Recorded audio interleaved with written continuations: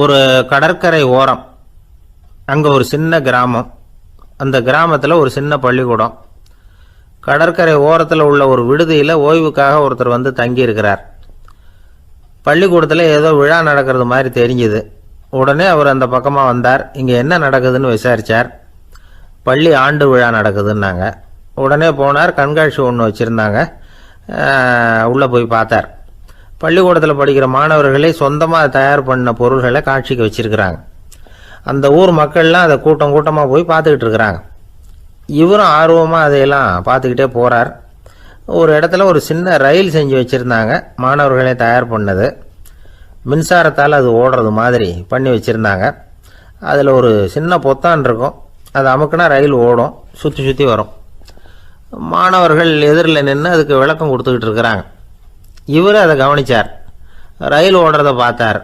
அங்கே நின்றுக்கிட்டு இருந்த மாணவர்கள்கிட்ட விளையாட்டாக கேட்டார், ஏன்பா இந்த ரயில் எதனால் ஓடுது அப்படின்னு கேட்டார். இவர் சக்தியினால் ஓடுது அப்படின்னாங்க மாணவர்கள். அது என்ன சக்தின்னு கேட்டார். அதுக்கு பேர் மின்சாரம் அப்படின்னாங்க. சரி, நீங்கள் மின்சாரத்தை பார்த்துருக்குறீங்களா அப்படின்னார்.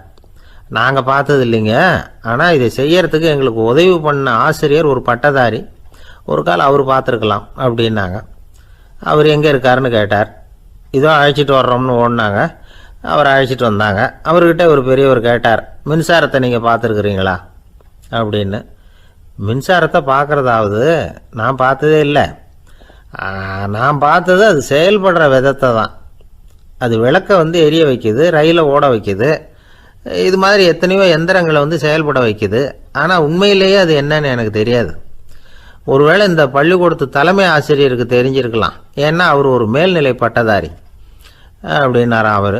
சரின்னு போய் தலைமை ஆசிரியரை கூப்பிட்டுக்கிட்டு வந்தாங்க. அவர்கிட்டையும் இதே கேள்வி கேட்டாராம் அவர். மன்னிக்கணும், இந்த கேள்வியை இதுவரைக்கும் யாரும் என்கிட்ட கேட்டதில்லை. சக்தியை யாரும் பார்க்க முடியாது, ஆனால் அது செயல்படும் விதத்தை தான் பார்க்க முடியும் அப்படின்னாராம் அவர். இப்போ இதுவரைக்கும் கேட்டுக்கிட்டு இருந்த பெரியவர் சிரித்தார். சிரிச்சுட்டு சொன்னாராம், சரி, அதுக்காக ஒன்றும் கவலைப்படாதீங்க, என்னுடைய பெயர் தாமஸ் ஆல்வா எடிசன் அப்படின்னாராம். இதை கேட்டதும் அங்கே இருந்தவங்களுக்கெல்லாம் அதிர்ச்சி, ஆச்சரியம். என்னது, நீங்கள் தானே எடிசன்? நீங்கள் எவ்வளவு மின்சார கருவிகளை உண்டாக்கி இருக்கிறீங்க, நீங்களா இந்த கேள்வியை கேட்டது அப்படின்னாங்களாம். ஆமாம், நான் தான் கேட்குறேன், ஏன்னா நானே மின்சாரத்தை பார்த்தது கிடையாது அப்படின்னாராம் அவர். அன்புங்கிறது இப்படிப்பட்டது தாங்கிறார் ஓஷோ. அன்புங்கிறது நம்ம உடற்கூறு அமைப்பில் இல்லை, அது நம்ம உடம்புல உள்ள சுத்த சக்தியின் வெளிப்பாடு. அதை உணரத்தான் முடியுமே தவிர பார்க்க முடியாது. அன்பே உன்னை வந்து நான் என் இருதயத்தில் வச்சிருக்கிறேன் அப்படின்னுலாம் சொல்லுவான். இதெல்லாம் சும்மா. இது வந்து டாக்டர்கள் சொல்கிற இருதயம் கிடையாது. அது வந்து ரத்தத்தை தள்ளுகிற ஒரு கருவி, அவ்வளவுதான். ஞானிகள் சொல்லுகிற இதயம் வேற, அது கண்ணுக்கு புலப்படாத ஒரு சக்தி. என்னுடைய இதயம் ரொம்ப விசாலமானது சார் அப்படின்னார் ஒருத்தர். அப்படிங்களான்னு ரொம்ப மரியாதையா, ஆமாங்க, டாக்டர் அப்படி தான் சொல்கிறார், கொஞ்சம் வீங்கி போய் பெருசாக இருக்குதான் அப்படின்னார். ஒரு அரசன், அவனுக்கு வயசாயிட்டுது. அதனாலேயே இந்த கவலை, பயம் எல்லாமும் அதிகமாயிட்டுது. மரண பயம், ராத்திரியில் சரியாக தூங்க முடியல, இப்படி ஆயிட்டுது நிலைமை. அந்த அரசன் ஏற்கனவே எப்படின்னா போர்க்களங்களில் எத்தனையோ பேரை ஓட ஓட விரட்டி இருக்கிறான். இருந்தாலும் இப்போ அந்த துணிச்சல்லாம் எங்கேயோ போயிட்டுது. பேசாமல் படுத்துருக்கிறான். அப்படியே படுத்தாலும் தான் தூக்கம் வர மாட்டேங்குது. என்ன பண்ணலாம்னு யோசித்தான் இந்த மன்னன். உடனே எல்லா அமைச்சர்களையும் கூப்பிட்டான். எனக்கு வந்து நிம்மதி இல்லை, எதை நினச்சாலும் பயமாக இருக்குது, எனக்கு ஒரு ஆலோசனை சொல்லுங்க அப்படின்னா. என்ன ஆலோசனை வேணும் அப்படின்னு சொல்லி கேட்டாங்க. எனக்கு ஒரு நெருக்கடியான சந்தர்ப்பம் ஏற்பட்டு போச்சுன்னு வச்சுக்கோங்க. அந்த நேரத்தில் நீங்கள் யாருமே என் பக்கத்தில் இல்லை ஆலோசனை சொல்கிறதுக்கு அப்படின்னா, அந்த சமயத்தில் எனக்கு உபயோகப்படுற மாதிரி ஒரு வாசகம், பொன்மொழி ஏதாவது சொல்லுங்கள். அதை வந்து நான் என்னுடைய வைர மோதிரத்துக்கு அடியில் பதிச்சு வச்சுக்கிறேன் அப்படின்னார். தேவைப்படுறப்போ உதவும் அப்படிங்கிறதுனால. அவர் போட்டிருந்த மோதிரமும் அதுக்கு தகுந்த மாதிரியே திறந்து மூடுறது மாதிரி அமைஞ்சிருந்தது. ஏதாவது வாசகம் எழுதுனா உள்ற வச்சுக்கலாம், அதுக்கான வசதி அதில் இருந்தது. அமைச்சர்கள்லாம் யோசனை பண்ணாங்க, இது மாதிரி ராஜா கேட்குறாரு, என்ன வாசகம், அதாவது பொன்மொழி சொல்லலாம் அப்படின்னு எல்லாரும் யோசனை பண்ணாங்க. ஒருத்தருக்குமே சரியாக தோணலை, ஒரே குழப்பமாக இருந்தது. ஏன்னா நெருக்கடியான சமயத்தில் உபயோகப்படுறது மாதிரி ஒரு பொன்மொழி வேணும்னு சொல்லியிருக்கிறார். அப்படி இப்படி யோசித்து பார்த்தா ஒன்றுமே தோணலை. எல்லாரும் குழம்பிக்கிட்டு இருந்த நேரத்தில் ஒரு பெரியவர் அந்த பக்கமாக வந்தார். அவர் சொன்னார், நான் வேணும்னா அதுக்கு பொருத்தமாக ஒரு வாக்கியம் சொல்கிறேன், ஆனால் ஒரு நிபந்தனை. அதை யாரும் ரொம்ப ஆர்வம் காரணமாக அவசரப்பட்டு படிச்சிடக்கூடாது. அதை ரகசியமாக அந்த மோதிரத்துக்குள்ளே எழுதி வச்சுக்கணும். எப்போவாவது இக்கட்டில் மாட்டிக்கிற சமயத்தில் மட்டும் வேறு வழியே இல்லை அப்படிங்கிற நிலைமையில் மட்டும்தான் அதை திறந்து பார்க்கணும். அப்படி நீங்கள் இருக்கிறதா இருந்தால் நான் அதை சொல்கிறேன் அப்படின்னார் அந்த பெரியவர். சரின்னு ஒத்துக்கிட்டாங்க எல்லாரும். அதே மாதிரி அவர் ஒரு வாக்கியத்தை சொன்னார். அவர் சொன்ன வாக்கியத்தை ரகசியமாக மோதிரத்துக்குள்ளே பதிச்சு மூடியாச்சு. ராஜா அதை விரலில் மாட்டிக்கிட்டார். கொஞ்ச நாள் ஆச்சு. அந்த ராஜாவுக்கு ஒரு சோதனை வந்தது. என்ன சோதனைன்னா, அடுத்த நாட்டு மன்னன் படையெடுத்துக்கிட்டு வந்துட்டான். அவன் இவர்கிட்ட ஏற்கனவே தோற்று போனவன், ஒரு வெறியில் வந்திருக்கிறான். தோற்று போனவன் மறுபடியும் சண்டைக்கு வந்தால் எப்படி வருவானோ அப்படி வர்றான். ஒரு வெறியில் வந்தால் ஜெயிச்சுட்டான். என்னாச்சு, இவரோட நிலைமைன்னா நாட்டை இழந்துட்டார், எல்லாத்தையும் இழந்துட்டார். கடைசியாக ஒரு அடிபட்ட குதிரையில் ஏறி தப்பிச்சு போயிட்டார், வேறு வழி இல்லைன்னு. பின்னாடி துரத்திக்கிட்டு வராங்க. இவர் ஒரு மலை உச்சிக்கு போயிட்டார். அதுக்கும் அப்பால் போக முடியாது, ஏன்னா அந்த பக்கம் பயங்கர பள்ளம். உல்லாச பயணிகள் கண்டு கழிக்கிற இடம் அது. ஆனால் இவருக்கு அது சாவு பயணத்தின் வாசல், திரும்பவும் முடியாது. அவ்வளவு குறுகிய பாதை அது, வேறு வழியே இல்லை. இந்த நேரம் சூரிய ஒளி மோதிரத்தில் பட்டு மின்னிச்சு. உடனே இவருக்கு ஞாபகம் வந்தது. மோதிரத்தை திறந்து படிக்கிறார். அதில் இருந்த வாசகம், இந்த நிலையும் மாறிவிடும், this too will pass away. அவருக்கு ஒரு தைரியம் வந்தது. பின்னாடி வந்தவங்களும் திசை மாதிரி வேறு எங்கேயோ தேடி போயிட்டாங்க. அவங்க விரட்டிக்கிட்டு வரலன்னா இவ்வளவு அழகான ஒரு இடம் இருக்கிறதே எனக்கு தெரியாமல் போயிருக்குமேன்னு நினச்சார். இவ்வளவு அழகை ரசிக்கிறதுக்காக ஒரு நாட்டையே கூட இழக்கலாம்னு தோணுச்சு அவருக்கு. அமைதியாக அந்த அழகை ரசித்தார். எதிரிகள்லாம் எங்கேயோ போயிட்டாங்க. மன்னர் நாடு திரும்பினார். மறுபடியும் படைகளை திரட்டினார். கொஞ்ச நாளில் படை எடுத்துக்கிட்டு போனார். யாருக்கிட்ட தோற்று போனாரோ அவரையே வெற்றி கண்டு திரும்பி வர்றார். வரவேற்பு விழா பிரமாவப்படுது. ஆடல் பாடல் கோலாகலம். இதை பார்த்ததும் அந்த ராஜாவுக்கு தலைகால புரியல. நம்மளை இனிமேல் யாராலையும் ஜெயிக்க முடியாதுன்னு நினச்சார். அகம்பாவம் லேசாக எட்டி பார்த்தது. இப்போ மறுபடியும் சூரிய ஒளிப்பட்டு மோதிரம் மின்னிச்சு. அதை திறந்து மறுபடியும் படிக்கிறார். இந்த நிலைமையும் மாறிவிடும், this too will pass away. அவ்வளவுதான். அவர் மனசு அடங்க ஆரம்பிச்சுட்டுது, ஆணவம் போயிட்டுது. இதிலேருந்து நாம் தெரிஞ்சுக்க வேண்டியது என்னென்னா, எந்த சூழ்நிலையிலையும் நாம் கவலைப்பட வேண்டியதில்லை. ஏன்னா இங்கே எதுவுமே நிரந்தரம் இல்லை. அந்த ராஜா மாதிரியே நம்ம ஆள் ஒருத்தன் ஒரு மோதிரம் போட்டிருந்தான், அதுக்குள்ளே அவன் எழுதி வச்சுருந்த வாசகம் எதுக்கும் கவலைப்படாதே அப்படிங்கிறது தான். ஒரு நாள் பயங்கரமான கவலையோடு உட்காந்துருந்தான். பக்கத்தில் இருந்தவங்க சொன்னாங்க, இது மாதிரி சந்தர்ப்பத்தில் தான் நீ உன் மோதிரத்தை திறந்து பார்க்கணும்னாங்க. இவனுக்கு கவலையோடு எரிச்சலும் சேர்ந்துக்கிட்டது. அது எப்படி முடியும், இப்போ திருட்டு போனது என்னோட அந்த மோதிரம் தானே அப்படின்னு சொல்லிவிட்டு தலையில் கை வச்சுட்டு உட்காந்துட்டான். இப்படிலாம் சொல்கிறது உண்டு. இருந்தாலும் நாம் எந்த சூழ்நிலையிலையும் கவலைப்பட வேண்டியதில்லை அப்படிங்கிற உண்மையை புரிஞ்சுக்கணும். அப்படி கவலையை வெல்றதுக்கான வழி தெரிஞ்சுட்டதுன்னா வாழ்க்கையில் வெற்றி நிச்சயம். இந்த உலகத்தில் எத்தனை வகையான மனிதர்கள் இருக்கிறாங்க, ஒவ்வொரு மனிதனுமே ஒவ்வொரு வகை அப்படிங்கிறாங்க விஞ்ஞானிகள். மனிதர்களை 3 வகையாக பிரிக்கலாம் அப்படின்னு சொல்கிறாங்க மெய்ஞானிகள். இவங்களை பற்றிலாம் ஏற்கனவே நாம் பேசியிருக்கிறோம். இப்போ டாக்டர் எட்வர்டு பேட்ச் அப்படிங்கிற நிபுணர் என்ன சொல்கிறார் தெரியுமா? மனிதர்களை 7 வகையாக பிரிக்கலாம்ங்கிறார். மனிதர்களின் மனநிலை அடிப்படையில் அவங்கள 7 விதமாக வகைப்படுத்துகிறார் அவர். சரி, அது என்ன 7 வகை? முதல் வகை என்னன்னா, பயந்த குணம் உள்ளவங்க. சார் ரொம்ப பயந்த சுபாவம், வீட்டில் கூட வாயே திறக்க மாட்டார், சாப்பிட போகிறப்ப மட்டும்தான் கொஞ்சம் வாயை திறப்பார், அப்புறம் மூடிக்குவார் அப்படின்னு சில பேரை பற்றி நாம் பேசிக்கிறது உண்டு. இவங்கெல்லாம் இந்த வகை, அதாவது பயந்த குணம் உள்ளவர்கள் அப்படிங்கிற முதல் வகை. சரி, 2வது வகை என்னன்னா, சஞ்சலப்படுகிறவர்கள். எதுக்கு எடுத்தாலும் கலக்கம், குழப்பம், இப்படியே காலம் தள்ளிட்டு இருப்பாங்க. பல பேர் பார்த்துருப்பீங்க. அவங்கெல்லாம் இந்த வகை. 3வது வகை என்னன்னா, யதார்த்த உலகை மறந்து கற்பனை உலகத்திலேயே மிதக்கிறவங்க. இளைஞர்கள், கவிஞர்கள், இப்படி பல பேர் இருக்கிறாங்க. எப்போ பார்த்தாலும் கற்பனை உலகத்திலேயே மிதந்துக்கிட்டு இருப்பாங்க. கிட்டத்தில் போய் என்னங்க ஒரு மாதிரியாக இருக்கிறீங்க அப்படின்னு கேட்டு பாருங்கள். அவங்களெல்லாம் ஏதோ ஒரு அற்ப புழுவை பார்க்குறது மாதிரி அவங்கள பார்ப்பாங்க. அதுவும் அந்த வானத்து நிலாவை பாருங்கள், அது என்னை வா வான்னு கூப்பிடுது, எனக்கு சீக்கிரத்தில் ஒரு நாள் சிறகுகள் முளைக்கும், சிறகடித்து வானத்தில் பறந்து போவேன், அந்த செல்ல நிலாவை கொஞ்சிவிட்டு வருவேன், இப்படிலாம் பேசிகிட்டு இருப்பாங்க. கொஞ்சிறது அப்புறம் இருக்கட்டும், இப்போ கஞ்சிக்கு வழியே பாருப்பா அப்படின்னா அதை காதில் வாங்க மாட்டாங்க. நாம் ஏதோ இந்த உலகத்தை அனுபவிக்க தெரியாதவர்கள் மாதிரி நம்மளை அவங்க கவனிப்பாங்க. இப்படி ஒரு ரகம். 4வது வகை மனிதர்கள் எப்படின்னா, இவங்க தனிமை உணர்வு மிக்கவர்கள்.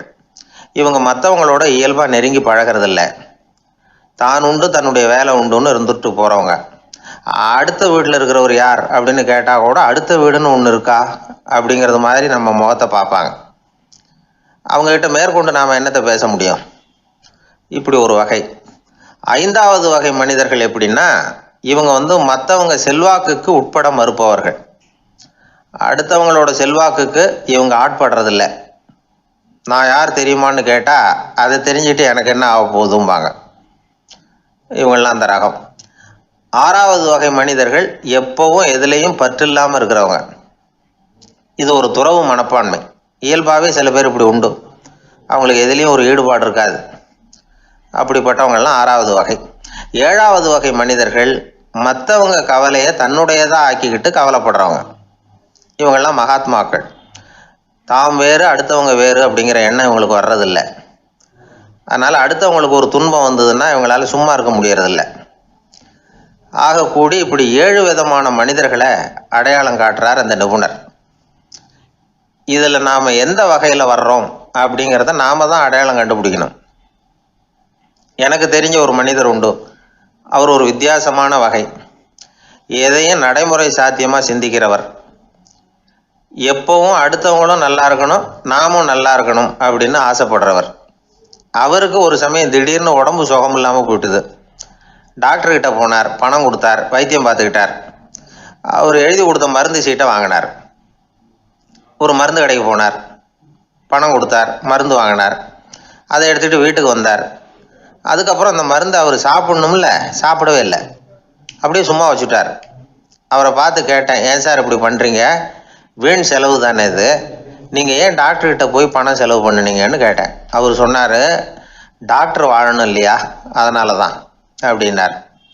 சரி, அப்புறம் ஏன் மருந்து வாங்கினீங்க அப்படின்னு கேட்டேன்.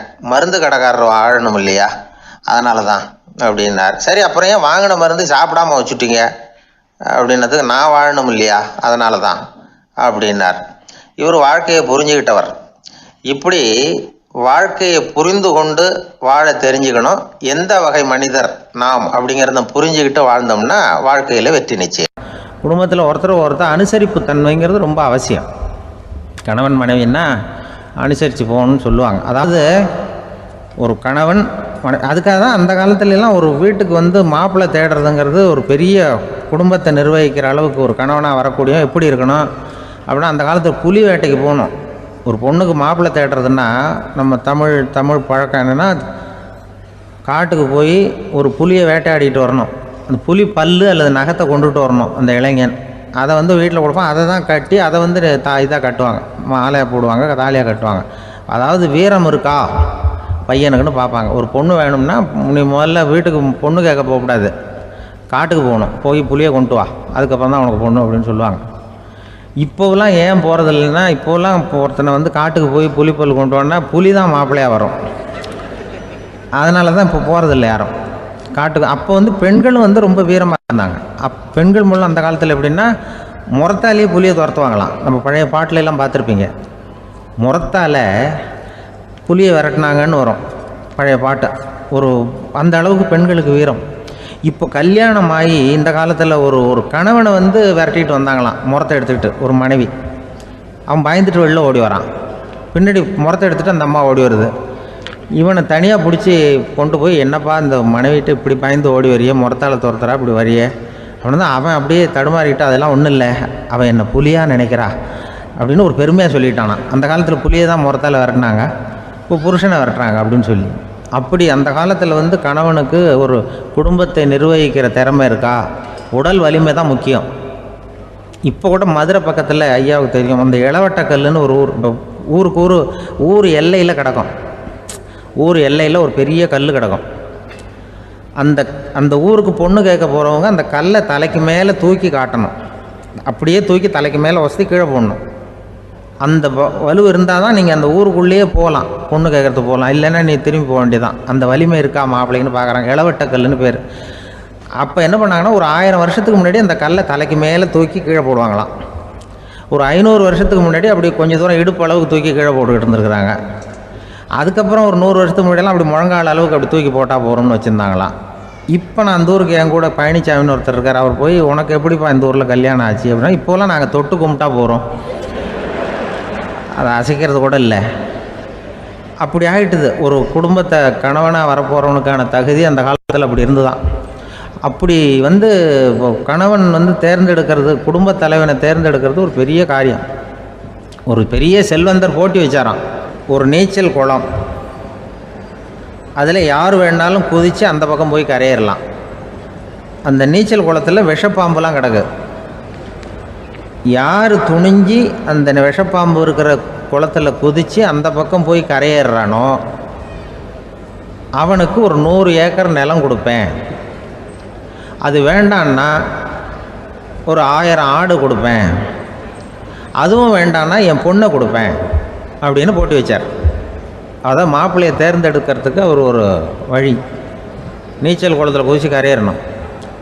இப்போ அந்த ஊரில் இருக்கிற இளைஞர்கள்லாம் பார்க்குறாங்க அந்த குளத்தில் குதிக்கணும்னு. ஆனால் குளத்தில் வெறும் விஷப்பாம்புலாம் கிடக்கு. இது என்ன பண்ணுறதுன்னு பார்த்தா யாருமே குதிக்கிறதுக்கு தைரியம் வரல. திடீர்னு ஒருத்தன் துணிஞ்சு குதித்தான். படபடன்னு அடிச்சுட்டு போய் அந்த பக்கம் கரையேறிட்டான். கரையேறின உடனே பரவாயில்லையே ஒரு ஆள் வந்துட்டான்னு சொல்லி அவனை அந்த இளைஞனை போய் பிடிச்சிட்டு வந்தாங்க. அந்த பெரியவர் கேட்டார், ஏப்பா இவ்வளவு பெரிய விஷப்பாம்பெல்லாம் கிடக்கிற நீச்சல் குளத்தில் நீ துணிஞ்சு குதித்து கரையேறி இருக்கிற, உனக்கு என்ன 1000 ஏக்கர் நிலம் கொடுத்துறவா, 100 ஏக்கர் நிலம் கொடுக்கவா சொல்கிறப்படி அப்படின்னா வேண்டாம் சார்ன்றான். ஓஹோ அப்படின்னா ஒரு 1000 ஆடு வேணுமா உனக்கு அப்படின்னா அதுவும் வேண்டாம் சார்.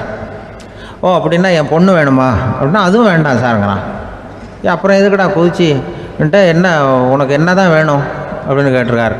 என்னை எவன் பிடிச்சி தள்ளி விட்டவன்னு தெரியணும் அப்படின்றான். அதுக்காக அவன் பார்த்துருக்கான். அப்படி இருந்தால் தான் துணிச்சல் வரும் இந்த காலத்தில். எதுக்கு இவ்வளவு சங்கடம்லாம் வச்சாங்கன்னா, ஒரு குடும்பத்துக்கு தலைவராக வர வேண்டிய ஒரு ஆள், கணவனாக இருக்க வேண்டியவனுக்கு துணிச்சல் இருக்கா, தைரியம் இருக்கா அப்படிங்கிறது பார்க்குறதுக்காக இப்படிப்பட்ட தேர்வு முறைகள்லாம் வச்சுருந்தாங்க அந்த காலத்துலலாம். இப்போலாம் கல்யாணம் பண்ணுறது ஆளுக்கு நேரில் பார்க்காமலே கூட கல்யாணம் நடக்குது இன்டர்நெட்டில்.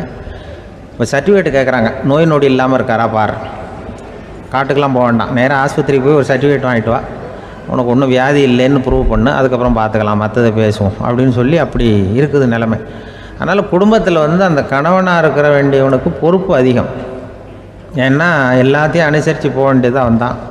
ராமகிருஷ்ணர் வாழ்ந்த காலத்தில் நடந்த ஒரு நிகழ்ச்சி இது. அப்போது ஒரு ஓவியர் இருந்தாராம். அவருக்கு ஒரு ஆசை, ராமகிருஷ்ணர் படத்தை வரையணும், அதை அவர்கிட்டயே கொண்டுட்டு போய் காட்டி அபிப்பிராயம் கேட்கணும். இதுதான் அந்த ஓவியரின் ஆசை. உடனே ராமகிருஷ்ணர் படத்தை வரைஞ்சி முடித்தார். அதை எடுத்துக்கிட்டு போனார். இவர் போன சமயம் அங்கே ராமகிருஷ்ணர் சீடர்களோடு உட்காந்துருக்கிறார். விவேகானந்தர் அங்கே இருக்கிறார். இந்த ஓவியர் கொண்டுகிட்டு போய் தான் வரைந்த ஓவியத்தை அவர்கிட்ட காட்டினார். ராமகிருஷ்ண பரமஹம்சரின் ஓவியத்தை ராமகிருஷ்ணர்கிட்டயே காட்டுறார். ராமகிருஷ்ணர் என்ன பண்ணார் தெரியுமா? அந்த படத்தை பார்த்தார். உடனே அது காலை தொட்டார். குருதேவருடைய இந்த செயல் சீடர்களுக்கு ரொம்ப வியப்பை உண்டு பண்ணிச்சு. சில பேர் மனசுக்குள்ளேயே ரொம்ப குழம்பி போக ஆரம்பிச்சிட்டாங்க, என்ன இப்படி பண்ணுறாருன்னு. என்ன இது அவரோட படம், அவரே அவரோட படத்தின் காலை தொடுறார் அப்படின்னு யோசித்தாங்க. சில பேர் ஒன்றும் புரியாமல் ஒருத்தர் பார்த்து சிரிச்சுக்கிட்டாங்க. அந்த இடத்துல சீடர்கள் மட்டும் இல்லை, சீடர் அல்லாத பல பேர் இருந்தாங்க. தன்னுடைய காலை தானே தொடர இவருடைய செயல் பற்றி என்ன நினைக்கிறது அப்படின்னு அவங்களும் குழம்பி போய் நிற்கிறாங்க. அந்த படத்தை வரைஞ்சி அவர்கிட்ட காட்டின அந்த ஓவியருக்கும் அதிர்ச்சி. இருந்தாலும் அவர் சீடர் கிடையாது. அதனால் கொஞ்சம் துணிச்சலை வர வச்சுக்கிட்டு கேட்டார், என்னங்க இது, என்னால் என்னுடைய கண்களையே நம்ப முடியல, இது உங்கள் சொந்த உருவப்படம், நீங்கள் உங்கள் சொந்த கால்களையே தொடுறீங்க, இது எங்களுக்கு கொஞ்சம் சங்கடமாக இருக்குதே அப்படின்னார். ராமகிருஷ்ணரின் கண்களில் ஆனந்த கண்ணீர் வழிஞ்சுதான். அவர் சொன்னாராம், இது என்னோட படம்ங்கிறது எனக்கு தெரியும், ஆனால் இது என்னோட படம்ங்கிறதுனால நான் இதோட காலை தொடலை. நீ என்னுடைய சமாதி நிலையை இந்த படத்தில் படம் பிடிச்சி காட்டியிருக்கிற, அதனால் அதோட காலை தொடறேன். சமாதி நிலையில் யார் இருந்தாலும், அது என்னுடைய படமாக இருந்தாலும் சரி அல்லது வேறு யாருடைய படமாக இருந்தாலும் சரி, படம் யாருதுங்கிறது முக்கியம் இல்லை. இதில் எது முக்கியம்னா அது தன்னை உணர்ந்த ஒரு உணர்நிலையின் படம். அப்படி இருக்கிறப்போ அதோட காலை நான் தொடணும். அதுக்கு நீங்கள் எல்லாரும் ஏன் சங்கடப்படுறீங்கன்னு எனக்கு தெரியல அப்படின்னாராம். இப்போ தான் அங்கே இருந்த சீடர்களுக்கும் மற்றவங்களுக்கும் விவரம் புரிஞ்சுதான். இதுக்கு முன்னாடி யாரும் செய்யாததை இவர் செஞ்சிருக்கிறார், ஆனால் அவருடைய காரணம் ரொம்ப நியாயமானது அப்படிங்கிறத உணர்ந்தாங்களாம். இதுவரைக்கும் ஆன்மீகத்தில் சமாதி நிலை, அதாவது தன்னை உணர்ந்த நிலை பற்றி புரிஞ்சுக்கிட்டோம். இல்லறத்தில் ஏற்படக்கூடிய சமாதி நிலை பற்றி உங்களுக்கு தெரியுமா? ஒரு அம்மா டாக்டர்கிட்ட வந்து சொன்னாங்களாம், டாக்டர், என் வீட்டுக்காரருக்கு உடம்புல ஏதோ கோளாறுன்னு நினைக்கிறேன். நான் எவ்வளவு நேரம் பேசினாலும் காதில் விழாத மாதிரி உட்கார்ந்துருக்கிறார் அப்படின்னு ஆகலாம். அதுக்கு அந்த டாக்டர் சொன்னாராம், அம்மா, அது உடம்பு கோளாறு இல்லை, அது ஒரு பெரிய திறமை அப்படின்னாராம். கடற்கரை ஓரமாக ஒரு பெரியவர் கையால் மணலை கீறிக்கிட்டே உட்காந்துருக்கிறார். என்னத்தையும் தேடிட்டு இருக்கிறது மாதிரி தெரிஞ்சுது. மெதுவாக கிட்டத்தில் போய் என்னத்தை தேடிட்டு இருக்கிறீங்க அப்படின்னு கேட்டோம். அவரு சாவகாசமா நிமிந்து பார்த்து நிம்மதியை தேடிட்டு இருக்கிறேன்னார். நாங்கள் ஒரு மாதிரி ஆயிட்டோம். இருந்தாலும் சமாளிச்சுக்கிட்டு, சார், மணல்ல வந்து கிழிஞ்சல் தான் கிடைக்கும், நிம்மதி கிடைக்காது அப்படின்னோம். சரி, இன்னைக்கு வசமா நம்ம கிட்ட ஒரு ஆள் மாட்டிக்கிட்டார் அப்படின்னு நினைச்சு அவர் பக்கமா போய் உட்காந்துக்கிட்டு கதை சொல்ல ஆரம்பிச்சிட்டோம். ஒரு பெரிய மன்னர் இருந்தார். அவருக்கு எல்லா வசதியும் இருந்தது. இருந்தாலும் ஒரே ஒரு குறை. அது என்னன்னா நிம்மதி இல்லைங்கிற குறை. அரண்மனையில தினமும் கலை நிகழ்ச்சி, நாட்டியம் எல்லாம் நடந்துகிட்டு தான் இருந்தது. இருந்தாலும் நிம்மதி இல்லை. சரி, நிம்மதி எங்க கிடைக்கும் அப்படின்னு தேட ஆரம்பிச்சார். உடனே அதுக்கான முயற்சிகள்ல தீவிரமா இறங்கினார். நாட்டில் உள்ள தத்துவ மேதைகளை எல்லாம் கூப்பிட்டுட்டு வர சொன்னார். எல்லாரும் வந்து சேர்ந்தாங்க. அவங்கள பார்த்து நிம்மதி எங்க இருக்குது அப்படின்னு விசாரிச்சார். அவங்களுக்கு அது தெரிஞ்சா ஏன் இப்படி ராஜா முன்னாடி வந்து நின்றுட்டு இருக்க போறாங்க? ராஜாவோட கேள்விக்கு ஒவ்வொருத்தரும் ஒவ்வொரு மாதிரி விளக்கம் கொடுக்க ஆரம்பிச்சிட்டாங்க. எந்த பதிலும் ராஜாவுக்கு திருப்தி அளிக்கக்கூடிய அளவுக்கு இல்லை. சரி, போயிட்டு வாங்கன்னு சொல்லி அவங்கள எல்லாம் அனுப்பி வச்சுட்டார். ஒரு நாள் அவர் மாளிகையில உப்பருகையில நின்றுட்டு இருக்கிறார். அந்த சமயத்துல தெருவில் ஒரு பிச்சைக்காரன் ரொம்ப உல்லாசமா பாட்டு பாடிக்கிட்டே போயிட்டு இருக்கிறான். குரல்ல ஒரு சந்தோஷம், நடையில ஒரு மிடுக்கு. அவங்ககிட்ட கொஞ்சம் கூட கவலை இருக்கிறதா தெரியல. உடனே ராஜா அதை பார்த்தார். ஏவலாளிகளை வந்து கைதட்டி கூப்பிட்டார். உடனே ஓடி போய் அந்த பிச்சைக்காரனை இங்க அழைச்சிட்டு வாங்கன்னு உத்தரவு போட்டார். இவங்க உடனே ஓடி போய் அவனை கூப்பிட்டாங்க. அரண்மனைக்கு வாழ்ந்தாங்க. அவன் வரல. அரண்மனைக்குள்ள அடி எடுத்து வைக்க மாட்டேன்னு சொல்லிவிட்டான். ராஜா கிட்ட வந்து விஷயத்தை சொன்னாங்க. அவருக்கு ரொம்ப ஆச்சரியம், இப்படி ஒரு ஆள் இருக்கிறானா அப்படின்னு. சரி, அவன் என்னதான் சொல்றான் அப்படின்னு விசாரிச்சார். இவங்க மறுபடியும் தெருவுக்கு போய் கேட்டாங்க. என்ன பார்க்கணும்னா ராஜா விருப்பப்பட்டாருன்னா அவரை வேணும்னா இங்க வர சொல்லுங்க அப்படின்னு சொல்லிவிட்டான். அதை வந்து ராஜா கிட்ட சொன்னாங்க. அவருக்கு கோபம் வரல. இவ்வளவு சுதந்திர உணர்வோடு இருக்கிறவன் சாதாரண ஆளா இருக்க முடியாது அப்படின்னு நினைச்சார். உடனே கிடுகிடுன்னு இறங்கி தெருவுக்கு வந்தார். பிச்சைக்காரங்கிட்ட போனார். நீ கவலைப்படாம சந்தோஷமா பாடிக்கிட்டு போறியே, அது எப்படி முடியுது உன்னால அப்படின்னு கேட்டார். ஏன் அப்படி கேக்குறீங்கன்னு அவன், அதுக்கு இல்ல, எனக்கு அரண்மனையில எவ்வளவோ சுகபோகங்கள்லாம் இருக்கு, இருந்தாலும் நிம்மதி இல்லை. இது ஏன்னு எனக்கு தெரியல. இந்த தேசத்துல உள்ள அறிஞர்களை எல்லாம் கூப்பிட்டு கேட்டு பார்த்துட்டேன், அவங்களுக்கும் தெரியல. உன்னை கேட்டா தெரியும்னு நினைச்சேன், அதனாலதான் சந்திக்கிறதுக்கு ஆசைப்பட்டேன். ஆனா நீ வரமாட்டேன்னுட்டியே அப்படின்னார். பிச்சைக்காரன் கடகடன்னு சிரிக்க ஆரம்பிச்சுட்டான். மகிழ்ச்சிக்கும் உங்களுக்கும் தடையா இருக்கிறது இந்த மாளிகை தான். இதை விட்டுட்டு வெளியில வந்துட்டா நிம்மதி தேடிட்டு வந்துடும்னா. நான் அரசன், எனக்குன்னு கடமைகள் இருக்கு, அதையெல்லாம் விட்டுட்டு எப்படி வர முடியும்னார் ராஜா. ரெண்டும் ஒரே நேரத்துல கிடைக்கணுங்கிறது முடியாத காரியம். உங்க சுகபோகத்துக்கு விலையாதான் உங்க நிம்மதியை கொடுத்துக்கிட்டு இருக்கிறீங்க. என்ன பாருங்க, என்கிட்ட எதுவும் இல்லை, அதனால எதுவும் போயிடுமோங்கிற பயமும் இல்லை, நிம்மதியா இருக்கிறேன் அப்படின்னா அவன். ராஜா உடனே சந்தோஷப்பட்டு தன்னுடைய மேலங்கியை எடுத்து அவனுக்கு பரிசா கொடுத்தாரான். அவன் சிரிச்சுக்கிட்டே அதை வாங்க மாட்டேன்னு விட்டானான். இதை நீங்க எனக்கு கொடுக்கறதுனால எந்த பயனும் இல்லை, அதே நேரத்துல அதை வாங்கிட்டேன்னா அடுத்த வினாடியிலிருந்து அதை எப்படி காப்பாத்துறதுங்கிற கவலை எனக்கு வந்து சேர்ந்துடும், அப்புறம் தூக்கம் வராது, நிம்மதி போயிடும் அப்படின்னானா. சொல்லிவிட்டு அவன் பாட்டுக்கு சந்தோஷமா பாடிக்கிட்டே போயிட்டான். நிம்மதி எங்க இருக்குங்கிறதையும் ராஜா தெரிஞ்சுக்கிட்டார். அந்த இடத்துக்கு தன்னால போக முடியாதுங்கிறதையும் அவர் புரிஞ்சுக்கிட்டார். இப்படி இந்த கதைய அந்த கடற்கரையில மணலை கீறிக்கிட்டே உட்கார்ந்துருந்தார அந்த பெரியவர்கிட்ட சொல்லி முடிச்சோம். அவர் முகத்துல ஒரு தெளிவு தெரிஞ்சது. எங்களை நிமிர்ந்து பார்த்தார். ரொம்ப நன்றிங்க, இப்ப எனக்கு தெரிஞ்சு போச்சு, நிம்மதி வேணும்னா அதுக்கு என்ன பண்ணணும்னு இப்ப நல்லா புரிஞ்சுக்கிட்டேன் அப்படின்னார். என்ன புரிஞ்சுக்கிட்டீங்கன்னு கேட்டோம். இனிமே இந்த பக்கம் வந்தா உங்க கண்ணுல படாத இடமா பார்த்து உட்காரணும்னு புரிஞ்சுக்கிட்டேன் அப்படின்னார். ஆபீஸ்ல வேலை பார்க்குற ஒருத்தர் வந்தார். பேசாம ஒரு 10 நாள் லீவ் போட்டுடலாமா பார்க்குறேன் அப்படின்னார். ஏன்னு கேட்டோம். என்னுடைய மேலதிகாரி ஒரு முசுடு சார், அவர்கிட்ட வேலை பார்க்கறது ரொம்ப கஷ்டமா இருக்குது அப்படின்னார். ஆபீஸில் வேலை பார்க்குறவங்கெல்லாம் ஒரு விஷயத்தை நல்லா ஞாபகத்தில் வச்சுக்கணும். மேலதிகாரிங்கிறவர் ஒரு பெரிய மகான் இல்லை, அவரும் ஒரு மானிட பிறவி தான். சராசரி மனுஷனுக்கு உள்ள பலம் பலவீனம் ரெண்டும் அவருக்கும் உண்டு. அதனால் அவரை கொஞ்சம் அனுசரித்து போகிறதுக்கு பழகிறது தான் நல்லது. மேலதிகாரிகளில் பல வகை உண்டு. அதில் முக்கியமாக 3 வகை. அதில் ஒரு வகை எப்படி தெரியுமா? உங்களை ஒரு வேலை செய்கிற மெஷினாக மட்டுமே நினைக்கக்கூடிய வகை. இவங்கெல்லாம் எப்படின்னா, எங்கேயாவது வெளியூர் போயிருந்தா கூட அங்கேருந்து ஃபோன் பண்ணுவாங்க, அந்த வேலை என்னாச்சு, இந்த வேலை என்னாச்சு அப்படின்னு. இவங்களுக்கெல்லாம் உங்கள் நலனை பற்றியோ உங்கள் குடும்பத்தை பற்றியோ அக்கறை இருக்காது. நீங்கள் சொல்கிற யோசனை எதுவும் இவங்ககிட்ட எடுபடாது. கொடுத்த வேலையை பாரு, நீ எனக்கு புத்தி சொல்ல வேணாம் அப்படிம்பாங்க. இவங்களை அனுசரித்து போகிறதுக்கு ஒரே வழி, இவங்க எதை சொன்னாலும் சரின்னு சொல்லிவிட்டு வேலையை கவனிக்க வேண்டியது தான். இவங்ககிட்ட வேற எந்த கேள்வியும் கேட்டுக்கிட்டு இருக்கக்கூடாது. ஆமாம் சாமி போடுறது கௌரவ குறைச்சல் இல்லை, அது ஒரு அலுவலக சௌகரியம், அவ்வளவுதான். இன்னொரு வகையான மேலதிகாரிகள் எப்படி தெரியுமா? இவங்கெல்லாம் ஆஃபீஸ் வேலையை பற்றி அதிகமாக கவலைப்பட்டுக்கிட்டு இருக்க மாட்டாங்க. தங்களுடைய சொந்த இமேஜ் பாதிக்கப்படக்கூடாதுங்கிறதுலையே கவனமாக இருப்பாங்க. இவங்கெல்லாம் அடிக்கடி உங்கள் நலனை விசாரிப்பாங்க. அதே மாதிரி நீங்களும் அவரை விசாரிக்கணும்னு எதிர்பார்ப்பாங்க. இந்த ரக அதிகாரிகளுக்கெல்லாம் புது வருட வாழ்த்து அனுப்பலாம், பிறந்தநாள் வாழ்த்து அனுப்பலாம். அவருக்கு எங்கேயாவது ஒரு பாராட்டு விழா நடந்தால் முதல் வரிசையில் போய் உட்காந்து உங்கள் முகத்தை காட்டலாம். ஆஃபீஸ் வேலையை மட்டுமே பார்க்குற பணியாளர்கள் இது மாதிரி அதிகாரிகள்கிட்ட நல்ல பேர் வாங்க முடியாது. இன்னொரு வகையான மேலதிகாரிகள் உண்டு. அவங்க எப்படின்னா, ஆஃபீஸ் வேலையை பற்றியும் கவலைப்பட மாட்டாங்க, தனக்கு கீழே வேலை பார்க்குறவங்கள பற்றியும் கவலைப்பட மாட்டாங்க. எக்காரணம் கொண்டும் தன்னுடைய பொசிஷனுக்கு ஆபத்து வந்துடக்கூடாதுன்னே நினைக்கக்கூடியவங்க இவங்க. இவங்களால் கடுமையான வேலை செய்யவும் முடியாது, தீர்மானிக்கவும் முடியாது. எந்த முடிவையும் எடுக்காமல் அப்படியே தள்ளி போட்டுக்கிட்டே போடுவாங்க எல்லாத்தையும். இதனால் என்ன ஆகும்னா, இவருக்கு கீழே வேலை பார்க்குற உங்களுக்கு பொறுப்பு அதிகமாகிடும். இவங்ககிட்ட போய் பிரச்சனையை மட்டும் சொல்லி பிரயோஜனம் இல்லை, அதுக்கான முடிவுகளை நீங்களே சொல்லணும். அப்போ தான் இது மாதிரி அதிகாரிகள்கிட்ட நல்ல பேர் வாங்கலாம். அட்லீஸ்ட் கெட்ட பேர் வாங்காமலாவது காலம் தள்ளலாம்.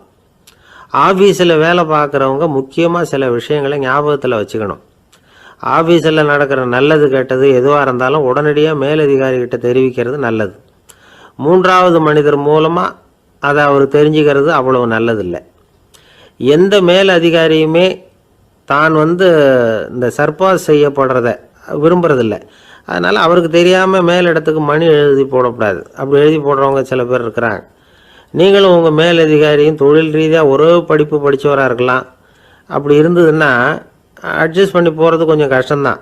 இதை மனசில் வச்சுக்கிட்டு நடந்துக்கணும். உங்களுக்கும் அவருக்கும் அபிப்பிராய பேதமா, அது அவருக்கும் உங்களுக்கும் உள்ள தனிப்பட்ட பிரச்சனை, அதை விளம்பரப்படுத்திக்கிட்டு இருக்கக்கூடாது. அது அவருடைய கோபத்தை கிளறும். உங்கள் மேலதிகாரி உங்கள் கூட படித்தவராக இருக்கலாம். அதுக்காக அவரை எல்லாருக்கும் முன்னாடி அடைய கிச்சாமி எப்படிடா இருக்க அப்படின்லாம் கேட்டுக்கிட்டு இருக்கக்கூடாது. பொதுவாக யாரும் அதை விரும்புறதில்லை. இவ்வளவையும் உங்கள் மனசில் வச்சுக்கிட்டு கொஞ்சம் சாமர்த்தியமாக நடந்துக்கிட்டிங்கன்னா ஆஃபீஸ் உங்களுக்கு அவஸ்தையாக இருக்காது, ஆனந்தமாக இருக்கும். ஒரு மேலதிகாரி தன்கிட்ட வேலை பார்க்குற ஒருத்தரை பற்றி ரொம்ப பெருமையாக சொன்னாராம். எங்கள் ஆஃபீஸில் எவ்வளவோ பேர் வேலை பார்க்குறாங்க, எல்லாரும் தினமும் ஏதாவது பிரச்சனைகளை சொல்லிகிட்டு இருப்பாங்க. ஆனால் இவர் ஒருத்தர் மட்டும்தான் இது வரைக்கும் என்கிட்ட எந்த பிரச்சனையும் சொன்னதே இல்லை. அவர் பாட்டுக்கு வருவார், வேலை பார்ப்பார், போயிடுவார் அப்படின்னாராம்.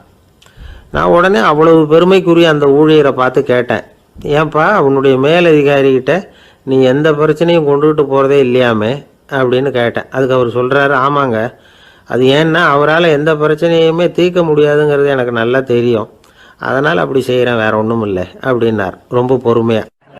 ஒரு நண்பர் யாருக்கோ ஃபோன் பண்ணிகிட்டு இருந்தார். அவர் பேசி முடித்ததும் நான் அவரை பார்த்து, இப்போ ஃபோன் பண்ணிங்களே, அந்த ஃபோன் நம்பர் என்ன அப்படின்னு கேட்டேன். அவர் தலையை சொரிஞ்சுக்கிட்டார், ஞாபகம் வரலன்னார். சரி சார், அதை விடுங்க, உங்கள் மனைவி பேர் என்ன அப்படின்னு கேட்டேன். மாலதின்னார். என்ன சார் இது வேடிக்கை, கொஞ்ச நேரத்துக்கு முன்னாடி பேசின ஃபோன் நம்பர் மறந்து போச்சு, எப்போவோ கல்யாணம் பண்ணிக்கிட்ட மனைவி பேர் மறக்கலை, அதை கரெக்டாக சொல்லிவிட்டீங்களே அப்படின்னு கேட்டேன். அவர் என்ன ஒரு மாதிரியாக பார்த்தார். அவர் அப்படி என்னை பார்த்ததில் ஒன்றும் தப்பு இல்லை, ஏன்னா நாம் எல்லாருமே அப்படித்தானே. ஒரு குறிப்பிட்ட காரியத்துக்காக தொலைபேசியில் ஒருத்தட்ட பேசுகிறோம், அதுக்கப்புறம் அந்த எண் நமக்கு அனாவசியம், அதனால் மறந்துடுறோம். இதுக்கு பேர் தான் தற்காலிக ஞாபகம். ஆனால் மனைவி பேரை மறந்துட முடியுமா? முடியாது. அது அவசியமான ஒன்று. அடிக்கடி அந்த பேரை உபயோகப்படுத்துகிறோம். அதனாலேயும் அது முக்கியங்கிறதுனாலேயும் அதை மறக்கிறது இல்லை. இதுக்கு பேர் நிரந்தர ஞாபகம். சரி, இந்த தற்காலிக ஞாபகம், நிரந்தர ஞாபகம், இது ரெண்டு ஞாபக அளவுகளையும் கட்டுப்படுத்துறது எது அப்படின்னா மூளைக்குள்ள நடக்கிற மின்சார நடவடிக்கைகள் தான். தற்காலிக ஞாபகம் ஒரு மின்னல் மாதிரி தோன்றி மறையுது. நிரந்தர ஞாபகம் ஒரு படிவம் போல மூளையில படிஞ்சுடுது. ஒரு சம்பவத்தின் பல பிரதிகள் மூளையில பல்வேறு பகுதிகளிலேயும் படியறதுனால ஒன்று மறைஞ்சாலும் மறந்தாலும் இன்னொன்று மறையறதில்லை. இப்படிப்பட்ட நிலைமையில தான் தொண்டையில இருக்கு, வாயில வரமாட்டேங்குது சார் அப்படிமா. ஒருத்தருக்கு எந்த துறையில ஆர்வமும் ஈடுபாடும் அதிகமோ அது சம்பந்தமான ஞாபக சக்தி அதிகமா இருக்கும். தொழிலை விரும்புகிற ஒரு டெலிபோன் ஆபரேட்டருக்கு எண்கள்லாம் நல்ல ஞாபகம் இருக்கும். அது மாதிரி கவிஞர்களுக்கு வார்த்தைகள் நல்ல ஞாபகத்தில் இருக்கும். இது ஒரு பக்கம் இருந்தாலும் ஒரு மூளை எண்களை விட எழுத்துக்களை விட படங்களை ரொம்ப சுலபமா ஞாபகத்தில் வச்சுக்குது. புரிஞ்சுக்கிற தன்மை, அனுபவம், புத்தி கூர்மை இது கூடி குறையிறத பொறுத்து ஞாபக சக்தியும் ஏறும் இறங்கும். இப்போ உதாரணத்துக்கு ஒரு பையனுக்கு படித்தது எதுவும் ஞாபகத்தில் இல்லைன்னா அவன் அதை சரியாக புரிஞ்சுக்கலன்னு அர்த்தம். இந்த மறதிங்கிறது எந்த சமயத்தில் ஒரு பிரச்சனை ஆகுது தெரியுமா? உங்களுக்கு வேண்டியப்பட்ட ஒருத்தரை ஞாயிற்றுக்கிழமை சாயந்தரம் சரியாக 5 மணிக்கு கடற்கரைக்கு வர சொல்லிவிட்டு அந்த நேரத்தை மறந்துட்டா அது பரவாயில்ல, வர சொன்னதையே மறந்துட்டாதான் நிலைமை மோசம்னு அர்த்தம். இப்படி இருந்தால் இது சிகிச்சை எடுத்துக்க வேண்டிய நிலைமைங்கிறத புரிஞ்சுக்கணும். ஆமாம், இதுக்கும் மருந்து இருக்கு.